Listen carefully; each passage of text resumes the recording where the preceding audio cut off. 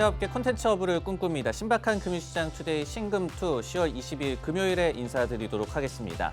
간밤에 미국 증시가 혼조세로 마감을 했습니다. 다우지수가 약보합권에서 마감을 했고요. 하지만은 S&P 500 지수가 0.3% 상승했고 나스닥도 0.6% 정도 상승을 했습니다. 특히 S&P 500 지수는 이날 신고가를 기록을 했습니다. 어느새 미국 증시 다시 일어나서 사상 최고치를 간밤에 경신을 했습니다. 결국은 기업 실적의 힘이 좋은 쪽으로 좀 작용을 한 것 같아요. 넷플릭스나 테슬라 등의 실적이 굉장히 좋았죠. 그러다 보니까 조금의 시간차는 있었지만은 역시 호실적의 반영을 하면서 지수 전체 상승세를 좀 견인하는 모습이 나왔고요. 그리고 이제 아메리카 항공 같은 항공사도 물론 이제 정부 지원에 좀 역할이 있었기는 하지만은 3분기에 이익을 발표를 했습니다. 흑자로 전환을 했는데요. 이런 부분들이 항공주의 투자 심리에도 긍정적으로 작용했던 하루였습니다. 업종별로는 다만 이제 지수의 전체적인 상승폭이 좀 적었던 만큼 좀 혼재 양상이 나타났는데요. 경기 소비재 업종이 근 이틀간 좀 부진했다가 이날 좀 큰 폭으로 뛰어 올랐습니다. 한 1.4% 정도 상승하면서 가장 크게 올랐고요. 반면에 이제 에너지 업종 같은 경우에는 2% 가깝게 하락을 했고 금융업종 0.4% 정도 하락을 하면서 경기 민감 업종이 그렇게 좋지는 않았던 또 하루였다라고 정리를 할 수가 있겠습니다. 특징주 움직임들 살펴보겠습니다. 재밌는 이 종목들의 움직임이 좀 많았는데요. 매치그룹이라는 기업이 있습니다. 틴더라고 저희가 잘 알고 있는 소개팅 애플리케이션 그 운영하는 업체가 되는데요. 무려 주가가 10% 넘게 뛰어 올랐습니다. 바로 이 구글이 이 구독형 그리고 뮤직 스트리밍 애플리케이션에 대해서 이 플레이스토어에서 매기는 수수료를 깎아주겠다라는 발표를 했습니다. 이런 소식들이 관련된 기업들의 주가 급등을 견인을 했고요. 그리고 이제 펠로톤 하게 되면은 이 피트니스계, 홈트계의 넷플릭스라고 해서 집에서 자전거를 타면서 피트니스를 즐길 수 있는 그런 이 기업이 되겠습니다. 5% 가깝게 주가가 뛰어 올랐는데 전일에 연말 쇼핑 시즌을 앞두고 수요가 굉장히 좋을 것이다라는 데이터가 나온 것이 시간차를 두고 일단은 호재로 작용하는 그런 모습이 나아졌습니다. 주요 하락 종목들 같은 경우에는 IBM의 주가 하락폭이 굉장히 컸는데요. 10% 가깝게 주가가 급락을 했습니다. 3분기 이 매출 수치가 시장 컨센서스 대비해서 부진했던 것이 악재로 작용을 했고요. 페이팔 같은 경우에는 전일에도 이제 SNS 기업 핀터레스트를 인수한다는 설이 전해지면서 주가가 급락을 했었는데 아직까지는 시장에서는 이 딜에 대해서 그다지 긍정적으로 보고 있지는 않은 것 같습니다. 주가가 6% 가깝게 추가로 하락을 했습니다. 네, 투자 의견 동향 한번 살펴보도록 하겠습니다. 전일 이제 램리서치라는 반도체 장비주, 우리 반도체 하드웨어 이 유니버스에도 속해 있는 그런 업체가 되겠습니다. 실적을 발표를 했는데 매출이 좀 컨센서스에 못 미치는 부진한 그런 결과가 나왔습니다. 관련해서 서밋 인사이츠라는 좀 소형 IB이기는 하지만은 의견을 좀 들여다볼 필요가 있을 것 같아서 준비를 해봤는데요. 매수해서 보유로 이 램리서치에 대한 투자 의견을 하향 조정을 했습니다. 내년도에 성장세가 점진적으로 둔화할 것으로 예상을 한다. 그러면서 특히 이제 PC라든지 스마트폰 엔드마켓에서의 수요가 좀 둔화함에 따라서 메모리 업체들의 이 제품 로드맵 리셋 과정이 지금 펼쳐지고 있다라고 얘기를 했습니다. 이런 부분들 때문에 투자 의견을 하향 조정을 했고요. 그래도 이날 주가가 2% 가깝게 하락하기는 했지만은 전일에 장마감 이후에 실적 발표 직후에 나타났던 낙폭에 비해서는 조금 줄이는 모습이 나왔습니다. UBS 같은 경우에 탑픽에서 매수로 투자 의견을 하향하는 등 서밋 인사이츠와 비슷하게 좀 경계론을 내비치는 IB들도 있었지만요. 모건 스탠리라든지 바클레이즈 등의 IB는 매수에 준하는 의견을 그대로 유지를 하면서 그래도 어느 정도의 투자 심리를 지지해 준 것으로 해석이 되고 있습니다. 이번 분기에 분야별 이 매출 비중, 램리서치를 한번 들여다보면요. 메모리 비중이 64%로 굉장히 지배적입니다. 그러다 보니까 메모리 반도체 업황에 이 장비주는 굉장히 휘둘릴 수가 있다. 좀 영향을 많이 받을 수 있다는 점 앞으로 좀 체크를 하시면 좋을 것 같습니다. 네, 장 마감 이후에 인텔이 3분기 실적을 발표를 했는데요. 좀 혼재 양상이 나타났습니다. 매출은 181억 달러로 컨센서스 182.4억 달러에 못 미쳤고요. 다만 이제 이 EPS, 이익 수치는 1.71달러로 1.11달러 예상치를 크게 좀 뛰어넘었습니다. 매출 가이던스가 또 그렇게 좋지가 않았어요. 3억 달러를 제시를 했는데 컨센서스를 소폭 상회하는 그런 수준에 그쳤고요. 특히 이제 이 EPS 가이던스 0.9달러를 제시를 하면서 컨센서스 0.94달러를 좀 못 미치는 이런 결과를 가이던스를 내놓았습니다. 이렇게 3분기 매출과 그리고 4분기 이익 가이던스가 좀 미스를 보이자 인텔의 주가는 시간의 거래에서 무려 9%나 급락을 했고요. 이외에도 데이터 센터 부문의 매출이 인텔은 굉장히 중요합니다. 근데 이번에 65억 달러를 기록을 했는데 이것이 또 컨센서스 67억 달러를 좀 미달한 것도 악재로 작용했다라는 해석이 나오고 있습니다. 그 외에 이 스냅챗이라는 SNS 플랫폼으로 유명한 스냅이라는 기업도 시간의 거래에서 지금 급락을 하고 있는데요. 매출이 좀 부진했기 때문이었습니다. 특히 애플이 최근에 iOS를 업데이트를 하면서 프라이버시 정책 역시도 좀 업데이트를 했죠. 이런 부분들이 광고 매출에 타격을 주면서 실적이 부진했다는 해석이 나왔고 주가가 20% 넘게 지금 급락하고 있는데요. 알파벳이나 페이스북도 광고를 통해서 먹고 사는 기업이기 때문에 일단은 시간의 거래에서 동반 하락세가 나타나고 있다는 점, 이런 부분들도 시간의 거래 관련해서 좀 체크를 하시면 좋을 것 같습니다. 네, 글로벌 증시 마감 브리핑 그리고 실적 나온 내용에 대해서 간략하게 좀 정리를 해드렸습니다. 국내 3분기 어닝 시즌 프리뷰를 계속해서 좀 드리고 있는데요. 오늘은 조선과 2차 전지 섹터를 준비를 해봤습니다. 조선 업종 이 커버하시는 이 황원 연구원께서 옆에 나와 계시는데요. 일단은 이 업종의 3분기 실적에 대해서 전반적인 컨셉, 우리가 어떻게 예상을 하고 있는지부터 정리를 좀 부탁드립니다. 네, 3분기 실적 말씀드리겠습니다. 이번에는 저번 분기 때 이제 대규모의 어닝 쇼크를 조선업체들이 기록을 했었는데 이번에는 다행히도 그래도 무난한 실적이 예상이 된다라고 보고 있고요. 네. 두 가지 메인 이유는 이제 보게 되면은 후판 가격을 반영을 해가지고 상반기 때 이제 비용 처리를 했었는데 실제 후판 협상가가 회계적으로 반영했던 것 대비해서는 좀 낮게 책정이 되면서 환입이 좀 일어난 부분이 하나가 있었고요. 두 번째는 아무래도 이제 조선사들이 달러로 계약을 하는데 기말 기준으로 달러가 4.9% 정도 올랐다 보니까 거기서 또 환입이 들어오는 부분들이 있어서 이번에는 좀 전반적으로 무난한 실적, 괜찮은 실적 기대하셔도 되고요. 다만 약간 특징이 있다면은 이제 미포조선 같은 경우에는 아무래도 이번 베트남 델타 바이러스 확산 때문에 베트남 조선사를 한 달 정도 닫은 여파가 조금 있다. 그래서 환입이 들어옴에도 불구하고 그냥 시장 기대치 정도 만족한다.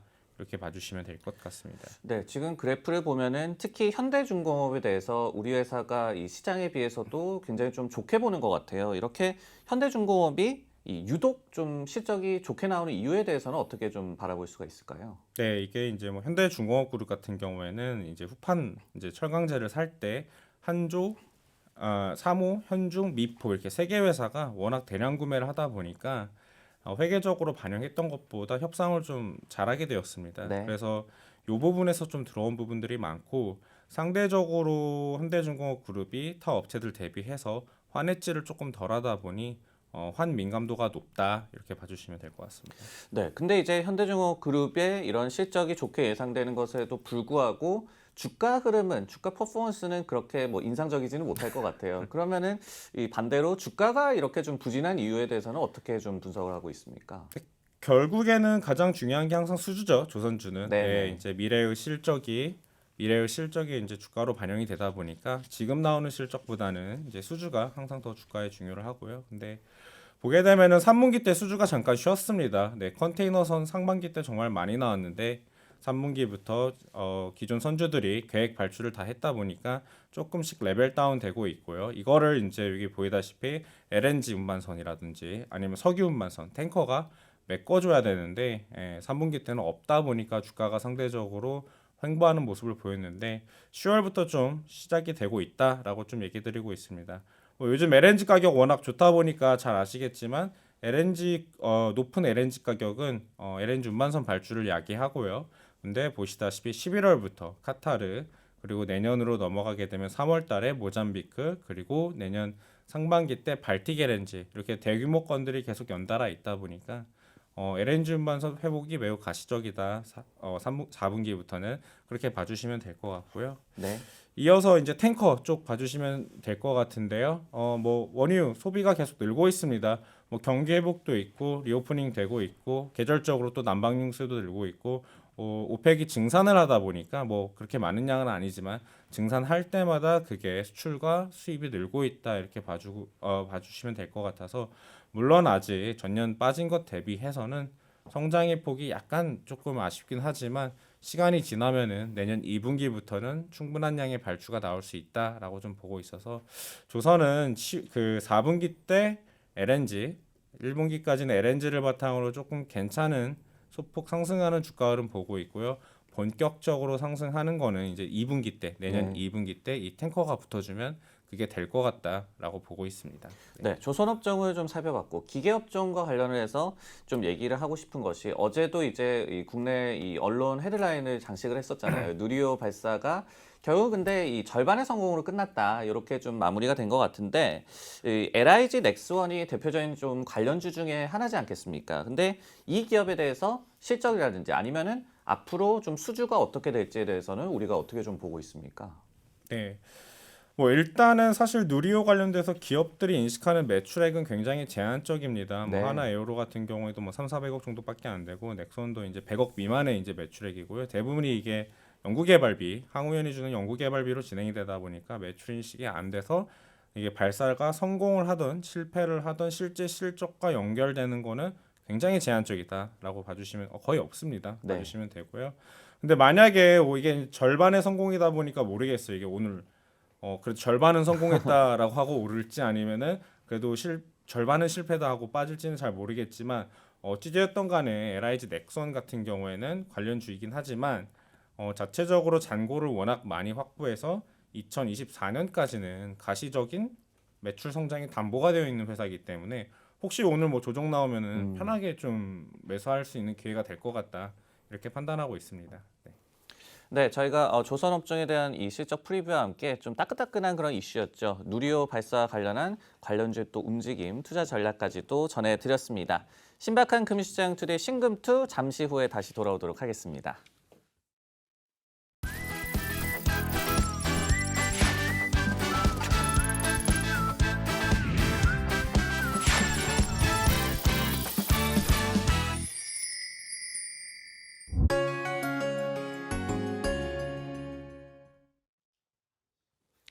네, 국내 3분기 어닝 시즌 프리뷰 섹터별로 전해드리고 있습니다. 이번에는 2차 전지 섹터를 준비를 해봤는데요. 정영준 연구원께서 지금 옆에 나와 계십니다. 저희가 이제 2차 전지 섹터 하게 되면은 3분기에 실적이 어떻게 나왔는지도 물론 뭐 관심이 가겠지만은 여기에 또 앞으로를 좀 내다보고 3분기에 많은 좀 행보를 보였던 그런 기업들도 있었잖아요. 이런 부분들도 좀 정리할 필요가 있을 것 같은데요. 네, 좀 포괄적인 얘기를 드려야 될 것 같죠. 네네. 아시다시피 2차 전지 섹터 밸류에이션을 23년도, 25년도 걸 가져오고 있는데 단기 실적이 중요하냐라는 고민들도 많이 하실 거고요. 다만 약간 3분기 컬러를 말씀을 드리고 지나가야 될 부분은 지금 소재 회사들이 주도주가 됐었던 이유에 대해서 한번 복귀해 보실 필요가 있습니다. 2분기 때 자동차 상황은 굉장히 안 좋았습니다. 잘 아시다시피 내연기관 관련된 생산 차질 때문에요. 반면에 전기차는 생산량이 굉장히 좋았고요. 그러던 와중에 전기차 회사나 셀 회사들의 실적이 좋아지는 게 아니라 소재 회사들의 실적이 굉장히 좋아지면서 가격 협상력의 역전이 일어났죠. 그러면서 이제 주도주가 됐기 때문에 지금도 실적은 약간 유효한 번수라고 생각은 하고 있고요. 물론 더 큰 모멘텀은 이제 미래에 대한 성장성입니다. 그리고 그런 부분들이 3분기 때는 실적과 같이 이제 미국 증설이라는 모멘텀으로 발휘가 되고 있었고요. 이제 이런 부분들은 약간 일단락 되는 분위기입니다. 지금 미국 증설 관련돼 있는 공시들은 나올 게 거의 다 나왔다라고 시장에서 판단을 하고 계셔서 이제는 약간 이런 공시나 장기 투자 성과보다는 실적적으로 조금 더 포커싱이 될 수 있는 시기가 되지 않을까라고 개인적으로는 평가를 좀 하고 있습니다. 지금 표에 나오고 있는 것이 말씀해 주셨던 그런 증설과 관련한 그런 공시 내용이 되겠고 그렇다면 이제 다시 한번 좀 업황에 대해서도 생각을 좀 해봐야 될 것 같거든요. 4분기 업황에 대해서는 우리가 어떻게 예상을 하고 있습니까? 지금 최근 2차 전지 섹터의 변동성이 좀 커지고 있죠. 의견들이 분분합니다. 분명히 네네. 갈리고 있고요. 왜냐하면은 기존에 제가 생각했었던 가격 협상력, 이제 원가가 올라오면서 이걸 배터리셀에 전가하는 이런 모습들은 계속 유지가 되고 있습니다. 구리 가격, 니켈, 코발트 가격이 랠리를 하면서 동시에 셀한테 전부 이게 전가가 되고 있다 보니까 피는 좋아요. 반면에 이제 전기차 쪽 얘기를 좀 드려야 될 텐데 제가 전기차 생산량이 좋았다라고 분명히 말씀을 드렸습니다. 근데 이제 3분기부터 일부 모델들이 감산이 되고 있습니다. 반도체 쇼티지의 규모가 너무 커지면서 이제 컨트롤되지 않는 재고들이 일부 나오고 있고요. 그래서 지금 3분기 대부분의 소재 업체들의 실적이 좋을 텐데 고객이 굉장히 많은 포스코 케미칼 같은 경우에는 일부 단순 모델들과 연관이 되면서 실적이 깨지는 모습들이 어제 확인이 좀 되고 있죠. 그래서 Q는 약간 불안하다라는 그림들을 많이 가져가시고 있고요. 그래서 약간 4분기 전망을 할 때는 기존보다는 조금 더 좁은 영역으로 물량을 바라보셔야 된다라고 말씀을 드리고 있고 4분기에 아무런 생산 차질 없이 온고잉하게 성장할 수 있는 특정 모델들에 대한 노출을 늘려보시는 전략이 필요할 것 같다라고 말씀을 드리고 있고요. 거기서 가장 편한 건 테슬라인 것 같습니다.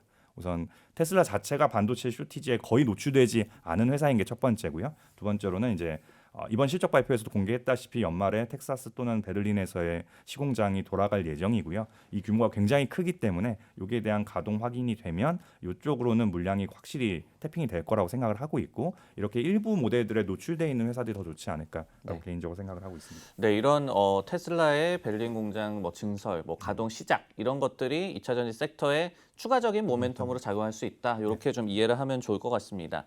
그렇다면은 이제 2차 전지주가 그동안 이제 주가가 많이 올랐고 말씀해 주셨듯이 몇 년 후를 끌어다 써서 밸류에이션을 주가가 좀 오른 측면이 있기 때문에 실적이 나오고 나서 시장에서의 주가 반응도 우리가 좀 예상외로 나올 가능성도 좀 염두를 해야 될 것 같은데 이 부분에 대해서 좀 설명을 해주시나면요.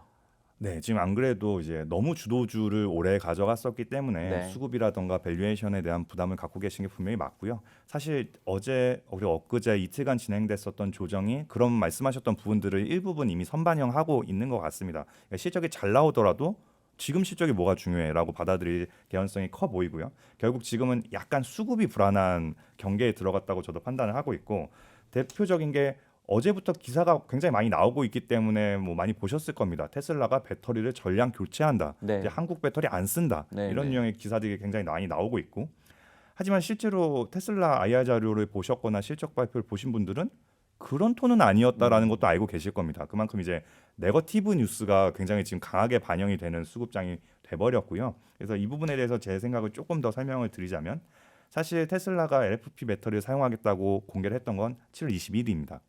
지난 2분기 실적 발표 때 그때 명시적으로 장기적으로는 3분의 1 이상의 배터리는 LFP를 활용해야 된다는 걸 명시를 했고요. 그럼에도 불구하고 한국 배터리 회사들 주가 변동성 별로 크지 않았습니다.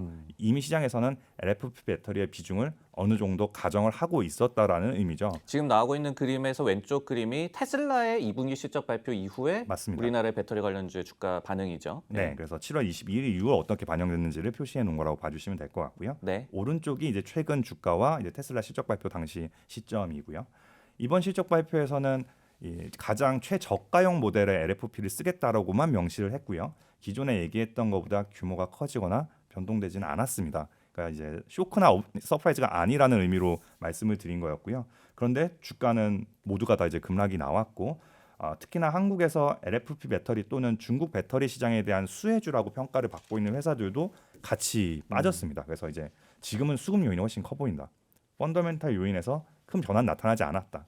오히려 반도체 이슈 때문에 전기차 생산량이 줄어드는 이슈가 더 큰 악재일 수 있다. 그걸 피해 가셔야 될 것 같고 그러면 지금이 오히려 테슬라 관련 수혜주를 사는 기회일 수 있다로 이제 결론이 나올 수 있을 것 같습니다. 네, 결국은 이제 더 앞을 내다보자. 그리고 이 나온 그런 뉴스나 그런 이슈에 대해서도 좀 더 자세하게 좀 정확하게 바라보자 이런 내용인 것 같습니다. 저희가 섹터 이 어닝 프리뷰와 관련해서 그리고 이 실적이 나온 이후에 대해서도 자세하게 보고서를 계속해서 발간을 하고 있으니까요. 이런 부분도 참고를 하시면 좋을 것 같습니다.